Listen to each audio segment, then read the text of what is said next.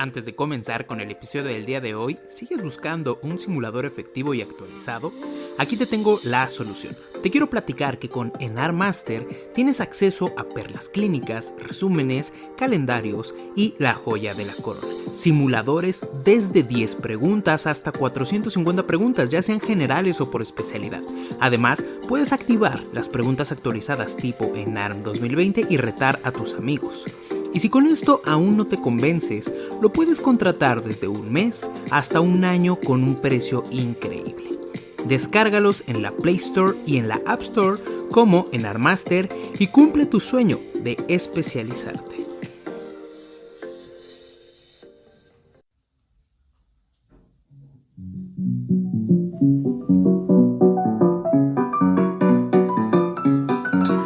Bienvenido a un episodio más de Cómete al ENARM, el podcast en donde platicamos de forma rápida y detallada lo esencial para el nacional. En todo momento y en cualquier lugar. Mi nombre es Oscar Cervantes, soy médico y te invito a que te quedes en donde se comparte el conocimiento en cualquier momento. Mira, primeramente lo que hay que saber es por qué es tan preguntable en un examen nacional. Primeramente por la prevalencia, no nada más a nivel nacional, sino a nivel mundial. Hablamos que va desde un 2 hasta un 11% de que toda paciente embarazada puede cursar con cualquiera de las variantes de la enfermedad hipertensiva del embarazo. Para nosotros, como médicos de primer contacto, ¿qué es lo principal que yo tengo que saber? Primeramente, necesitamos saber hacer e identificar a la paciente que tiene hipertensión estando embarazada. Según la normativa nacional que nosotros manejamos aquí en nuestro país, que son las guías de práctica clínica, una paciente que tiene hipertensión durante el embarazo es aquella que tiene cifras tensionales por arriba de 140/90. Importante hacer la aclaración que no es necesario tener las dos cifras elevadas por arriba de este rango. Con que tengamos o una sistólica por arriba de 140 o una diastólica por arriba de 90, nosotros vamos a poder establecer el diagnóstico de hipertensión. Muy importante leer siempre la parte más endeble de la guía de práctica clínica, en donde esta toma de presión arterial debe de hacerse por lo menos entre 6 a 8 horas de diferencia. Y siempre es importante tener 2 determinaciones de TA por arriba de 140/90 para entonces sí nosotros partir y poder establecer el diagnóstico de hipertensión durante el embarazo. Como al principio, este sería el primer punto que nosotros tenemos que tener muy en claro para poder diagnosticar hipertensión durante el embarazo y de aquí cruzarnos a la segunda parte del diagnóstico, que es ver qué tipo de enfermedad hipertensiva tiene nuestra paciente. La clave no hay otra, la clave es la barrera de las 20 semanas. Esta barrera de las 20 semanas de gestación tiene una explicación, no es nada más porque alguien dijo son 20 semanas. La realidad es que nosotros en el periodo de implantación y en el periodo de génesis de un embarazo vamos a tener 2 oleadas placentarias o 2 etapas en las que la placenta puede hacer esa conexión entre las arterias espirales con los deciduos placentarios fetoplacentarios. Estas oleadas placentarias son 2, la primera se completa a las 13 y 14 semanas y la segunda se termina de completar entre las 18 a las 22 semanas. Aquí es en donde nosotros vamos a hacer esta anastomosis que hay entre las arterias espirales y los sinusoides maternos. Esta es la explicación de por qué el diagnóstico de preeclampsia o de una hipertensión gestacional, por ejemplo, va a ser después de las 20 semanas. ¿Por qué? Porque dentro de la fisiopatología de la preeclampsia o de la hipertensión gestacional hay un error en este proceso de desigualización. Al final de cuentas, la preeclampsia es una enfermedad placentaria y esto es algo que tiene 10 años apenas de conocido. Nosotros vamos a tener una alteración en la placentación. La paciente que va a desarrollar una alteración en la placentación me va a hacer hipertensión después de la semana 20. ¿Cuáles son las probabilidades diagnósticas de tener enfermedad hipertensiva después de la semana 20? Número 1 sería una preeclampsia, número 2 una hipertensión gestacional y número 3 la paciente con hipertensión arterial crónica que me va a desarrollar una preeclampsia que se conoce con el nombre de preeclampsia sobreañadida o de preeclampsia sobreagregada. ¿Qué pasa con las pacientes que tienen menos de 20 semanas?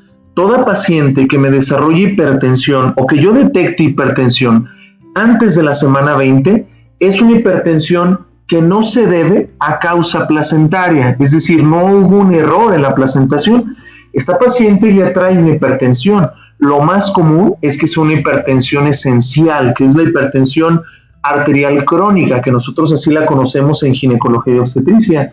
Es la hipertensión que nosotros manejamos con el JNS7, la hipertensión que maneja los especialistas en medicina interna, la hipertensión arterial sistémica.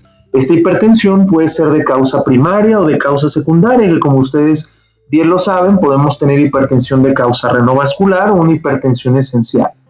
¿Cómo identificar a esta paciente? Generalmente esta paciente va a estar en el contexto del síndrome metabólico. Es la paciente que tiene obesidad, es la paciente que tiene dislipidemia, es la paciente que tiene diabetes mellitus tipo 2 y que se embaraza. Esa paciente que llega a mi consulta y me dice, yo ya me conozco con hipertensión arterial. Esa paciente que ya se conoce con diagnóstico de hipertensión o la paciente que yo le hago diagnóstico de enfermedad hipertensiva antes de la semana 20, esa paciente recibe diagnóstico de hipertensión arterial crónica. Todo lo que pase después de la semana 20, nosotros vamos a tener que diferenciar si se trata o no de una preeclampsia o si se trata o no de una hipertensión gestacional. Esta es la explicación o la clave de por qué la semana 20 es el parteaguas para nosotros no confundirnos y poder diagnosticar la enfermedad hipertensiva que tiene mi paciente de una manera clara y de una manera sencilla, sobre todo con vidas en el examen nacional. Mira, aquí me voy a basar estrictamente en fines de examen, ¿sale? En fines de examen, lo primero que yo tengo que saber y lo que algunos de mis alumnos o la mayoría de mis alumnos es lo que yo les comento, lo primero es definir la edad gestacional de mi paciente. Ya dijimos, tiene más de 20 semanas, muy bien. Dentro de mi horizonte deben de aparecer dos patologías, la preeclampsia y la hipertensión gestacional. Lo siguiente que yo tengo que ver para fines de examen, ¿mi paciente tiene o no tiene proteinuria? Hay tres maneras para fines de examen en donde yo puedo saber si mi paciente tiene o no tiene proteinuria. Lo primero es la bien llamada Gold Standard o estándar de oro, que es la determinación de proteínas en orina de 24 horas. Aquella paciente que tiene más de 300 miligramos de proteínas en orina de 24 horas tiene proteinuria significativa del embarazo. ¿Por qué son este punto de corte de 300 miligramos? Nosotros debemos de conocer que existen en una paciente embarazada cambios fisiológicos a nivel renal. Aumenta la tasa de filtración glomerular, aumenta el flujo plasmático renal y la membrana basal glomerular a nivel del endotelio vascular del riñón se vuelve un poco más permeable. ¿Cuánto es un poco más permeable? Es permitido que una paciente tenga de 180 hasta 280 miligramos de proteínas en orina de 24 horas y es totalmente normal. ¿Qué sería patológico? Encontrar precisamente más de 300. Por eso es que se establece este punto de corte, para que nosotros tengamos que considerarlo como patológico. Entonces, número uno, ¿debo de yo saber si mi paciente tiene proteinuria o no? ¿Cuáles son las formas de saberlo? La primera, dijimos, el estándar de oro, la recolección de orina de 24 horas. ¿Tenemos otras dos maneras? Sí. Una manera que viene en auge en los últimos 5 años y que es considerado por la guía de práctica clínica, la determinación del índice proteinuria-creatinuria en una muestra única de orina. Nosotros vamos a solicitar un general de orina, como estamos acostumbrados a hacerlo, y vamos a solicitar proteínas totales en muestra única y creatinina urinaria en muestra única. Dividimos el valor de las proteínas entre el valor de creatinina y nosotros vamos a tener este índice, o que también se conoce con el nombre de ratio proteinuria-creatinuria. Según su guía de práctica clínica o la guía de práctica clínica mexicana, encontrar este ratio por arriba de 0.28 me hace diagnóstico de proteinuria. Entonces nosotros ya tenemos esas dos formas. La última forma, el muy bien conocido por todos, lapstick de orina. Tener 2 cruces de proteínas en un lapstick de orina en ausencia de infección de vías urinarias, nosotros podemos decir que esa paciente tiene proteinuria significativa.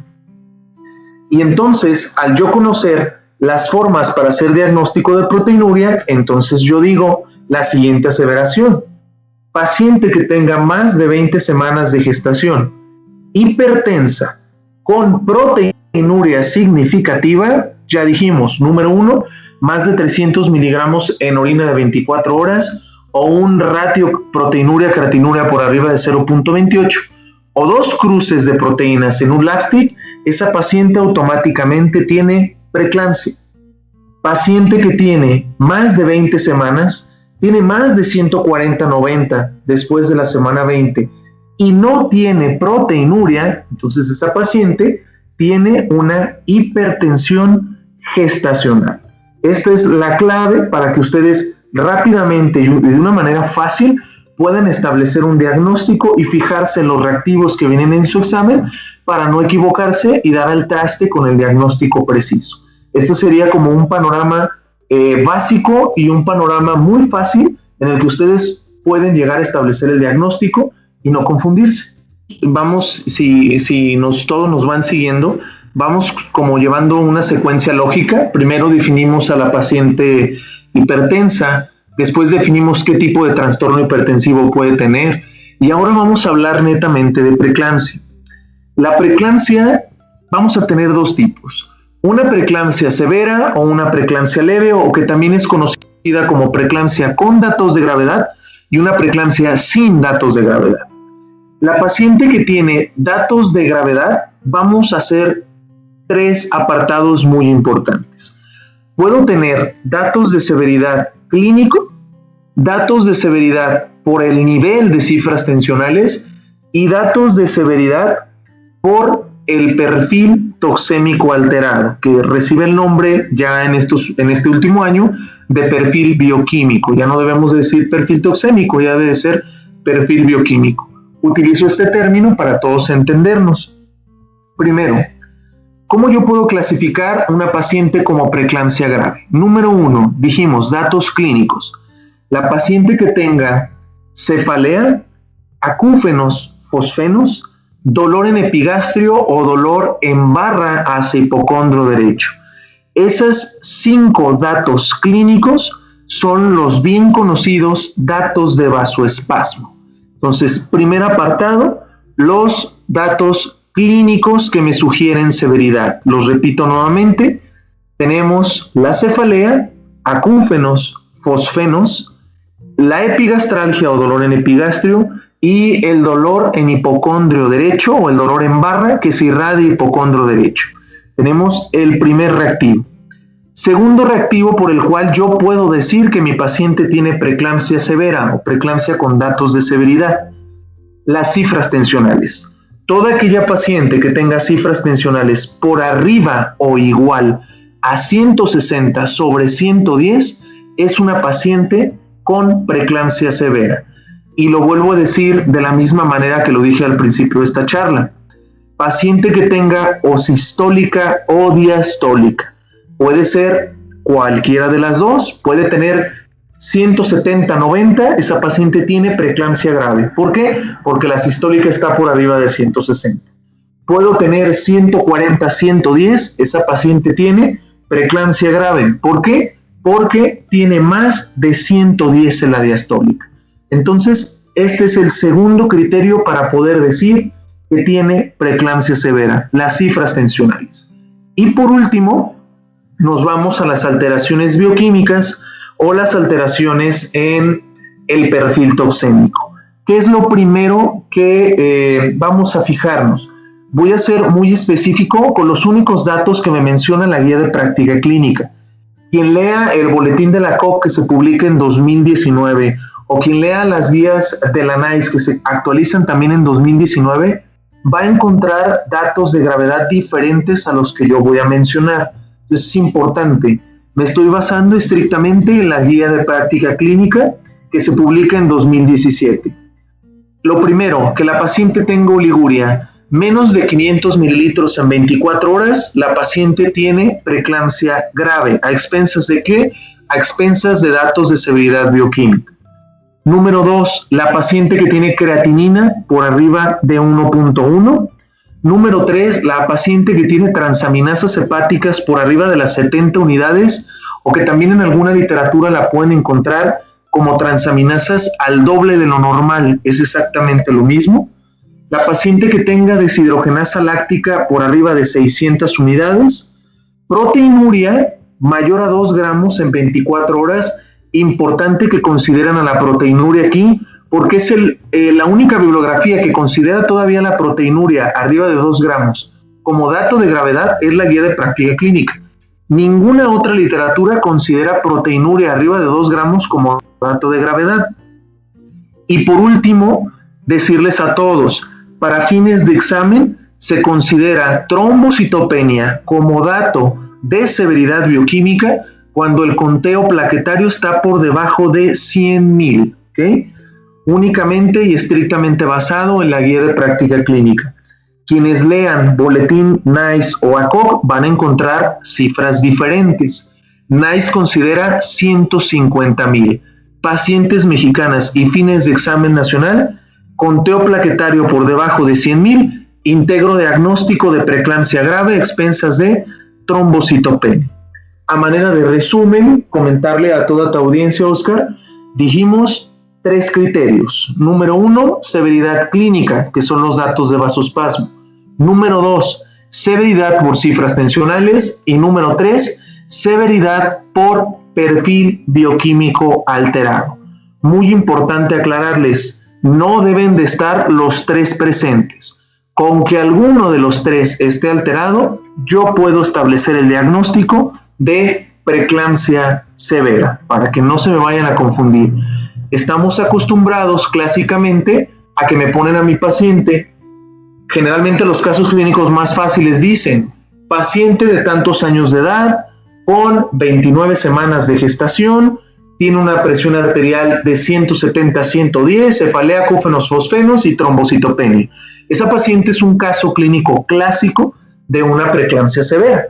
Pero ¿qué pasa si ustedes en el examen les ponen una paciente que tiene 30 semanas, tiene 140-90 de TA, está asintomática, pero en el perfil bioquímico, tiene 90.000 plaquetas? ¿Esa paciente tiene hipertensión? Sí. ¿Tiene más de 20 semanas? Sí. ¿Tiene alterado el perfil bioquímico? Adelante. ¿Cuál de las patologías me altera el perfil bioquímico? La preeclampsia grave. Entonces, el diagnóstico de esa paciente es una preeclampsia grave. Y si ustedes se fijan y hacemos un análisis, nada tiene que ver el primer caso clínico que les presenté con el segundo. Sin embargo, los dos tienen preeclampsia severa. Uno, porque tiene cifras por arriba de 160-110, tiene datos de severidad bioquímica y aparte tiene datos clínicos de vasospasmo. El otro no tiene ni datos clínicos de vasospasmo, no tiene las cifras por arriba de 160-110, pero sí tiene el perfil bioquímico alterado. Por eso es que tiene preeclampsia severa esa paciente. Mira, el tratamiento antihipertensivo de elección, vamos a dividir las patologías y vamos a ser muy prácticos. Paciente que tenga hipertensión arterial crónica, paciente que tenga hipertensión gestacional y preeclampsia sin datos de gravedad, el medicamento antihipertensivo de primera línea se llama metildopa. Las dosis van de 250 miligramos a 500 cada 6 horas, es la dosis tope. La dosis óptima son 250 miligramos cada 8 horas. Ese es el medicamento de primera elección. Segunda línea, para estas 3 patologías podemos utilizar nifedipino, podemos utilizar hidralazina bioral e incluso podemos utilizar labetalol o incluso metoprolol. Sin embargo, repito, primera línea, metildopa. Para la paciente que tiene preeclampsia severa, que esté en urgencia hipertensiva, es aquella que tenga más de 160-110, el medicamento de primera línea se llama labetalol, ¿okay? Labetalol endovenoso. Segunda línea de tratamiento, nifedipino e hidralazina endovenosa. Primera línea, labetalol. Segunda línea, nifedipino e hidralazina endovenosa. Recuerden y no deben de olvidar que la preeclampsia severa, aparte del control de la enfermedad hipertensiva, debemos de siempre, número 1, aportar líquidos, cargas de 250 a 300 mililitros en una carga rápida de una solución cristaloide, particularmente una solución de lactato. Número 2, profilaxis anticonvulsiva, que es algo que no deben olvidar. La profilaxis anticonvulsiva, el medicamento de primera línea es el sulfato de magnesio en base al esquema de Sussman. 4 gramos diluidos en 210 mililitros de solución Harman o de solución glucosada para 30 minutos, acompañado de una dosis de mantenimiento de 1 gramo cada 24 horas.